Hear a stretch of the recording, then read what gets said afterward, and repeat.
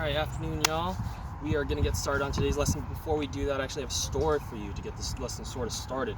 Last night when I was going to sleep, I was having trouble falling asleep. So, as I tend to do, I usually open my phone and I turn on my YouTube app and I start scrolling through it. And then eventually I ended up down a rabbit hole and I ended up in the Wimbledon clips for some reason. I don't know why, but it was just fascinating because this one guy was just smashing his serves aces, and then suddenly he just decided to turn it into underhand serves. And I was like, why is he doing that? He's doing perfectly fine with his overhand smashes. But he ended up winning 2 sets in a row with just underhands. And I'm like, what the heck happened here? And I realized he wasn't expecting that. So we're going to learn about the underhand serves today. And before you veterans on the tennis team start to groan at me, I want you to know that I just said he won 2 sets with the underhand serve. So it's the most basic serve you can learn, but once you start tweaking it, it can be one of those sneakiest, the best attacks you have.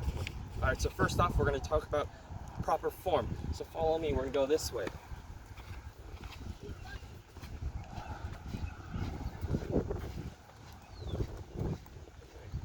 So we're going to line up on the line. Best thing you can do is you're going to bend your knees a little bit, like this, right? Because that's the way when you bring your knees up, you transfer all your power from your legs up into your arms.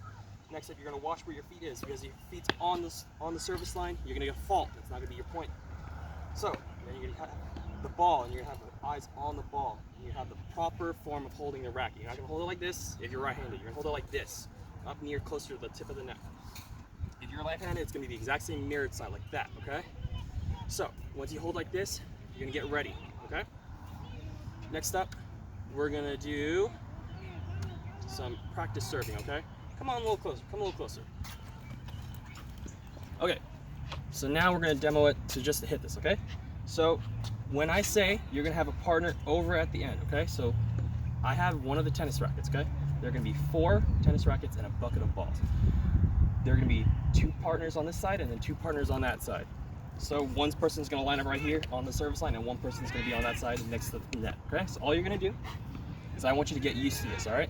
You're just gonna do this. Hit it over. Hit it as close as you can to your partner, okay? All right, now we're gonna go over the cues of what I want you guys to do. I'm gonna tell you either to hit it or hold up. If I say hit it, go ahead and go for it and just start doing what I just told you guys. If I say hold up, you put your equipment at your feet. All right, ready? Hit it. Can you pause it? Yeah. All right, cool. Next up. All right, hold up, guys. That was excellent. I like to see what I see. So now some of you guys are kind of hitting it right here, and that's perfectly fine because you're beginners. But I want you to start hitting in the middle of the racket, okay? Just keep that in mind for the next activity. However, this next activity, we're not going to need the ball. We're going to put it on the ground for now. What we're going to be doing is called the ghost hit. All right. So basically, I just want you guys to start working on your form, okay? So when you're going, you can have the imaginary ball right here. You're going to hold it, look at it. Hit it, but you're gonna follow through. Okay, that's the best thing you can do is to follow through. Because if you stop it halfway like that, all it's gonna do is just gonna go up. I want you to follow through, because when you do it, that's when the ball is gonna start tweaking it. That's when you can start tweaking the hit. So you can start hitting it and slicing, or just lob it up. With your follow through, you can fake out your opponents on however you want to do it. Okay, so right now, you're just gonna line up with both partners, one right here and one right next to you. Just work on your form, hit it, hit the ghost ball, if you will. And basically, I want you guys to just watch each other, watch your other partners on the other side of the net. If you see anything wrong with the form, I want you to point it out to them, okay? This is how we communicate with one another. I'm gonna be walking around, I'm gonna be looking at one another, okay? All right, hit it. Hold up, excellent work, guys. I was watching your follow-throughs, I was perfect. All right, now that you have the basic form of everything, we're gonna walk around the court, we're gonna get a feel for what each section is, okay? Come on, follow me. Okay, so right here, this big open section right here, this is called no man's land, all right? Don't know why it's called that, don't ask me. I wasn't there when they initiated the first tennis court of the world, okay? So next up we have the sidelines. These sidelines are basically for singles matches. If the ball hits here, it's out. Singles matches is 1v1, but we're not gonna be focusing on that, we're gonna be focused on 2v2. So these open spaces are fair game. Right here, you have left and right service box. These are basically where you're going to be serving to each other when you first start off. This is where that's your aim. All right. So let's go back to our service line and start with our next thing. So come on over here. Okay. Next up, we're going to be doing power gauges.